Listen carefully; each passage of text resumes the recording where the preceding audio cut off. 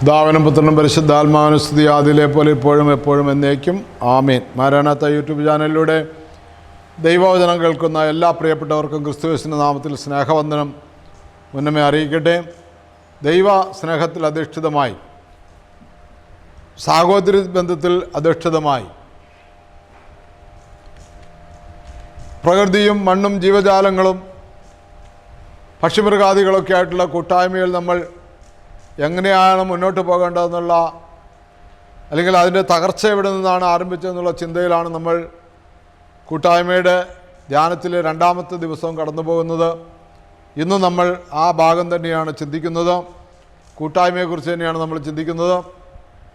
ഇത് നമ്മുടെ ജീവിതത്തിൽ നമുക്ക് എത്രമാത്രം ധ്യാനാത്മകമായി നമുക്ക് കൂട്ടായ്മയിൽ വർധനമുണ്ടാകുവാൻ എത്രമാത്രം സാധിക്കുന്നുവെന്ന് പരിശോധിച്ച് മുന്നോട്ട് പോകാം. കൂട്ടായ്മയുടെ ജയത്തിന് വേണ്ടി നമുക്ക് പ്രാർത്ഥിക്കാം. ഹല്ലേലൂയ. യേശുവേ നന്ദി. കർത്താവായ യേശുവേ, കൂട്ടായ്മയെക്കുറിച്ചുള്ള ഞങ്ങളുടെ ഈ ധ്യാന വിഷയങ്ങളെ സമർപ്പിച്ച് പ്രാർത്ഥിക്കുന്നു. വേദപുസ്തകത്തിൽ ഞങ്ങൾ എടുക്കുന്ന തിരുവചനങ്ങൾ ഞങ്ങളോട് സംസാരിക്കുന്ന സത്യവചനങ്ങളാണല്ലോ.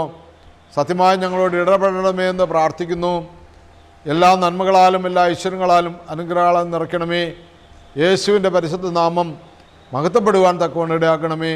നിത്യം പിതാവും പുത്രനും പരിശുദ്ധാത്മാവുമായ സർവേശ്വരായ എന്നേക്കും ആമേൻ. ഹല്ലേലൂയ. പ്രിയമുള്ളവരെ, നമ്മൾ കൂട്ടായ്മയെക്കുറിച്ചാണ് നമ്മൾ ധ്യാനിച്ചു പോരുന്നത്. കഴിഞ്ഞ ദിവസം നമ്മൾ കേട്ടു, കായേനും ഹാബേലും എന്ന് പറഞ്ഞാൽ ആദമിൻ്റെയും ഹവ്വയുടെയും വ്യക്തിബന്ധങ്ങളിൽ വിള്ളലുണ്ടായതുപോലെ അവരുടെ മക്കളിലും സഹോദരി ബന്ധത്തിൽ വിള്ളലുണ്ടായി. ഒരാളെ ഇല്ലായ്മ ചെയ്തു. ഒരാൾക്ക് ദൈവവുമായിട്ടുള്ള അഭേദ്യമായ ബന്ധം, മറ്റൊരാൾക്ക് ദൈവവുമായിട്ടുള്ള ബന്ധം തകരുന്നു. അപ്പോൾ ദൈവവുമായിട്ടുള്ള ബന്ധം തകർന്ന കായേനോട് ദൈവം സംസാരിക്കുന്നത് എങ്ങനെയാണ്? കർത്താവ് കായേനോട് ചോദിച്ചു, നിന്റെ സഹോദരൻ ആബേൽ എവിടെ? അവൻ പറഞ്ഞു, എനിക്ക് അറിഞ്ഞുകൂടാ. നിഷേധമായ വാക്കുകളാണ് എപ്പോഴും അവൻ പറയുന്നത്. സഹോദരൻ്റെ കാവൽക്കാരനാണോ ഞാൻ? സഹോദരൻ്റെ കാവൽക്കാരനാണോ? പ്രിയ ദൈവമക്കളെ, ദൈവവുമായിട്ടുള്ള കൂട്ടായ്മ നമ്മൾ വിട്ടാലും ദൈവസ്നേഹം നമ്മളെ ഒരിക്കലും വിടുന്നില്ല.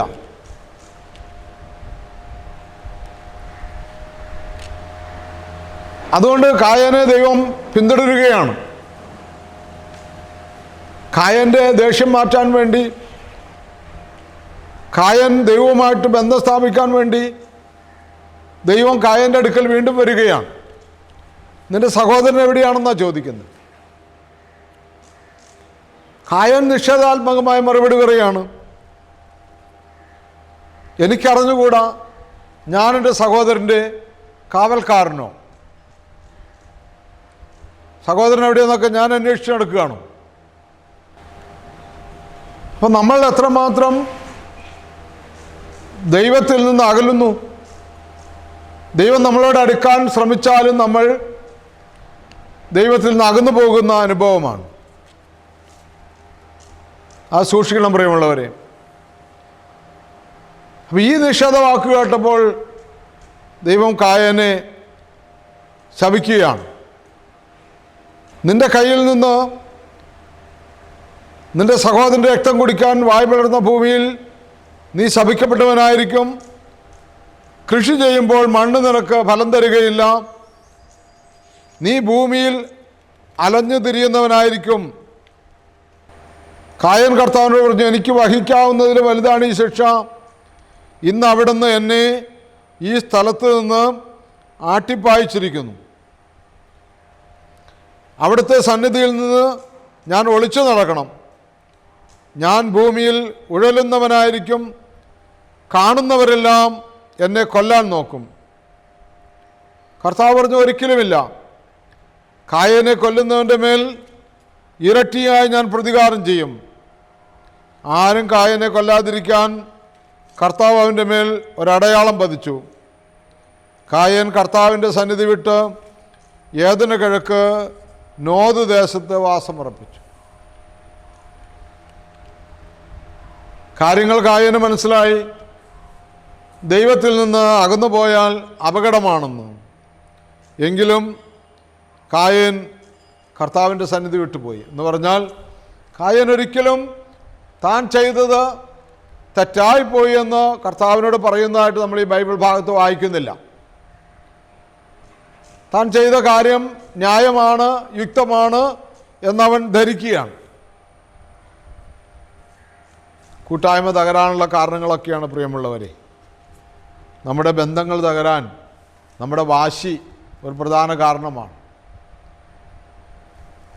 ഇവിടെ കായന് അറിവില്ലായ്മ എന്ന് പറയാൻ പറ്റില്ല. കാരണം ഇവിടെ ദൈവമായ കർത്താവ് 2 പ്രാവശ്യം ഇവനെ സംസാരിക്കുകയാണ്. ഇവനോട് നീ ഇന്നെ കാര്യങ്ങൾ ചെയ്തില്ല. ഇവനൊരു വാക്ക് ദൈവത്തോട് മാപ്പ് പറയുന്നില്ല. ദൈവമേ, നിൻ്റെ കൂട്ടായ്മ വിട്ടുപോകാൻ എനിക്കിടയാകരുത്. ഞാൻ നിന്നോട് മറുതലിച്ച് ഞാൻ എൻ്റെ സഹോദരനെ ഇല്ലായ്മ ചെയ്തു, എന്നോട് പൊറുക്കണമേ എന്നല്ല അവൻ പറയുന്നത്. എൻ്റെ ശിക്ഷ 7 ഇരട്ടിയായി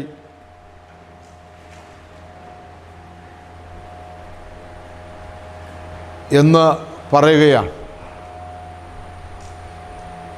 പ്രിയമുള്ളവരെ, ദൈവം നമ്മളോട് തക്ക സമയത്ത് സംസാരിക്കുമ്പോൾ നമ്മൾ അനുതാപത്തോടെ ദൈവസന്നിധിയിൽ നിൽക്കുവാൻ നമുക്ക് കഴിയണം. ദൈവം നമ്മുടെ പാപങ്ങളെ ഓർപ്പിക്കുമ്പോൾ, കർത്താവേ, നീ എന്നെ എത്രമാത്രം സ്നേഹിക്കുന്നതുകൊണ്ടാണ്, നീ എത്രമാത്രം നിന്നോടുള്ള കൂട്ടായ്മയിൽ ഞാൻ ജീവിക്കണമെന്ന് നാഥാ നീ ആഗ്രഹിക്കുന്നതുകൊണ്ടാണ് എന്നെ ഈ പാപങ്ങളൊക്കെ ഓർപ്പിച്ചതെന്ന് ഞാൻ മനസ്സിലാക്കുന്നു. മഹാപാപിയായ എന്നോട് ദയ തോന്നണമേ എന്ന് പ്രാർത്ഥിക്കാനായിട്ട് കഴിയണം. മത്സ്യത്തിൻ്റെ ആധിക്യം മൂലം പത്രോസ് യേശുവിനോട് പറഞ്ഞു, ഞാൻ മഹാപാപിയാണ്, എന്നെ വിട്ടു പോകണമേ.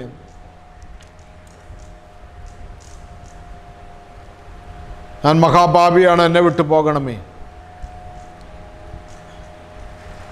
പത്രോസ് ഒരിക്കലും കർത്താവിൽ നിന്ന് അകന്നു പോകാൻ ആഗ്രഹിക്കുന്നില്ല. മറിച്ച് ഇത്രയും പരിശുദ്ധനായ നീ ഈ മഹാപാപിയെ എൻ്റെ കൂടെ നടക്കുന്നത് ഉചിതമല്ലല്ലോ, അതുകൊണ്ട് നീ എന്നെ വിട്ടുപോകണമേ എന്ന് പറയുകയാണ്. എന്നാൽ കർത്താവ് പത്രോസിനോട് ചേർന്ന് നിൽക്കുകയാണ്. അങ്ങനെ പ്രിയമുള്ളവരെ, ആ കുടുംബത്തിൽ സത്യത്തിൽ വലിയ സങ്കടത്തിന് കാരണമായി. മാതാപിതാക്കൾ തമ്മിലുള്ള അകൽച്ച മക്കളിലേക്ക് വ്യാപിച്ചു. മക്കൾ താൻ ചെയ്ത തെറ്റ് സ്വയം ഉത്തരവാദിത്വം ഏറ്റെടുത്തില്ല. അമ്മ ചെയ്ത തെറ്റ് അമ്മ ഏറ്റെടുത്തില്ല. അപ്പൻ ചെയ്ത തെറ്റ് അപ്പനെ ഏറ്റെടുത്തില്ല. അതുകൊണ്ട് മക്കൾ ചെയ്ത തെറ്റിൽ അല്ലെങ്കിൽ മകൻ ചെയ്ത തെറ്റ് അവൻ ഏറ്റെടുത്തില്ല. ഏറ്റെടുക്കണം പ്രിയമുള്ളവരെ. യേശുക്രിസ്തു നമ്മളെ അതാണ് പഠിപ്പിക്കുന്നത്. ക്രിസ്തു നമ്മുടെ പാപങ്ങളെല്ലാം ഏറ്റെടുത്തു. ഹല്ലേലൂയ. പ്രിയമുള്ളവരെ, കഴിഞ്ഞ ദിവസം ഒരമ്മച്ചി മരണാസന്നമായ അവസ്ഥയിൽ ദിവസങ്ങളായി ഇങ്ങനെ കിടക്കണപ്പോൾ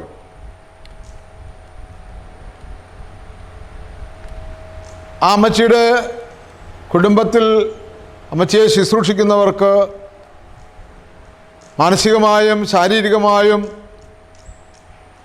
തളർച്ച അനുഭവിക്കുന്നത് കണ്ടപ്പോൾ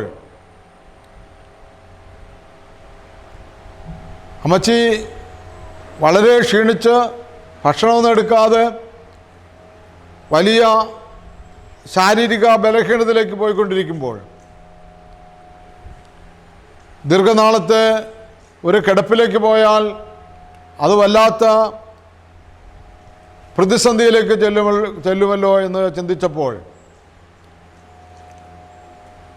അമ്മച്ചിയെ പരിചരിക്കുന്ന മക്കൾക്കത് ഭാരമായി പ്രയാസമായി ചിന്തിച്ചപ്പോൾ ഞാനിങ്ങനെ ആ അമ്മച്ചിയുടെ മകളോട് പറഞ്ഞു, ഈ അമ്മച്ചി അവരുടെ ജീവിതത്തിൽ ചെയ്തു പോയിട്ടുള്ള അവരുടെ സ്വന്തം മാതാപിതാക്കളോട്, ഭർത്താവിൻ്റെ മാതാപിതാക്കളോടൊക്കെ ജീവിതത്തിൽ ചെയ്തു പോയിട്ടുള്ള മക്കളോട് ഒക്കെ ഏതെങ്കിലും വിധത്തിലുള്ള തെറ്റുകൾ ഒക്കെ ഉണ്ടല്ലോ മനുഷ്യ ജീവിതത്തിൽ. ആ തെറ്റുകൾ ഏതെങ്കിലുമൊക്കെ ഉണ്ടോ എന്ന് പരിശോധിക്കുമ്പോൾ പലതും കാണാൻ കഴിയും. അപ്പോൾ ഈ അമ്മച്ചിയെ പരിചരിക്കുമ്പോൾ യേശുക്രിസ്തു നമ്മൾ പാപികളായിരിക്കെ നമ്മുടെ പാപങ്ങൾ യേശുക്രിസ്തു ഏറ്റെടുത്ത് വഹിച്ചതുപോലെ ഈ അമ്മച്ചിയുടെ പാപം സഹോദരി ഏറ്റെടുത്ത് യേശുക്രിസ്തുവിലേക്ക് സമർപ്പിച്ച് ഈ അമ്മച്ചിയെ ശുശ്രൂഷ ചെയ്യാൻ ദൈവം ആഗ്രഹിക്കുന്നുണ്ടാകാം. ഇങ്ങനെ ഞാൻ പറഞ്ഞു കൊടുത്തു.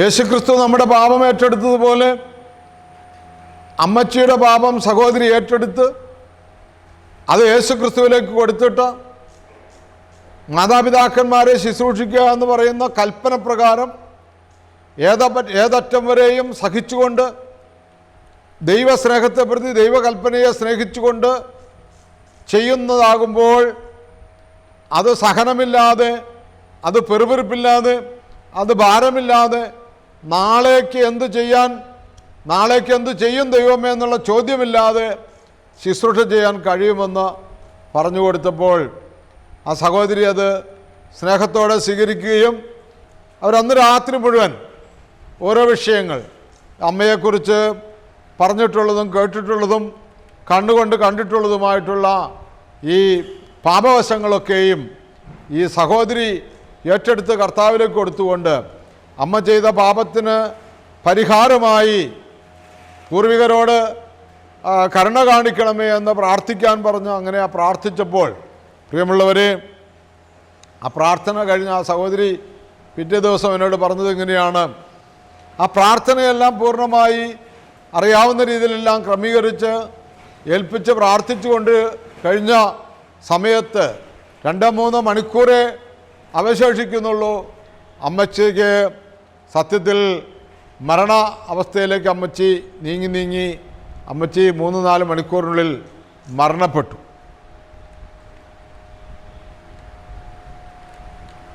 അതെന്നെ ഒരുപാട് ചിന്തിപ്പിച്ച്, ഒരുപാട് ധൈര്യപ്പെടുത്തി. മറ്റുള്ളവരുടെ സഹനങ്ങളിൽ നമ്മൾ പങ്കുചേരുമ്പോൾ നമുക്ക് തീർച്ചയായിട്ടും സങ്കടങ്ങളും പ്രയാസങ്ങളൊക്കെ ഉണ്ടാവും. നമ്മൾക്കും എത്ര സ്നേഹത്തോടെ നമ്മൾ ഏറ്റെടുത്താണെങ്കിലും ഒരു നിമിഷം നമ്മളും വേണ്ടായിരുന്നു എന്നുള്ള ചിന്ത വരും. എന്നാൽ മനുഷ്യൻ്റെ പാപങ്ങൾക്ക് വേണ്ടി പ്രായശ്ചിത്ത ബലിയായി, സഹനമായി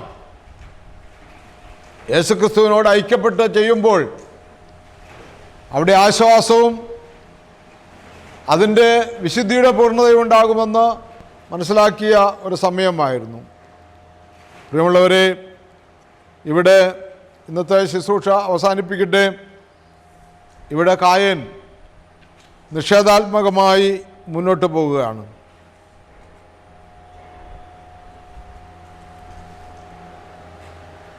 അപ്പോൾ കായന് പകരം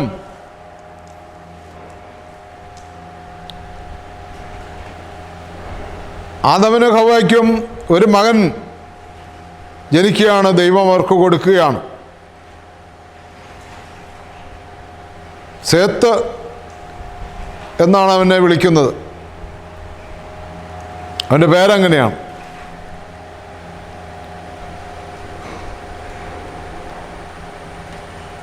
അപ്പോൾ ഉൽപ്പത്തി പുസ്തകം 4-ാം അധ്യായത്തിൻ്റെ 26-ാമത്തെ വാക്യത്തിൽ അക്കാലത്ത് മനുഷ്യർ കർത്താവിൻ്റെ നാമം വിളിച്ചപേക്ഷിക്കാൻ തുടങ്ങി എന്ന് പറയുകയാണ്.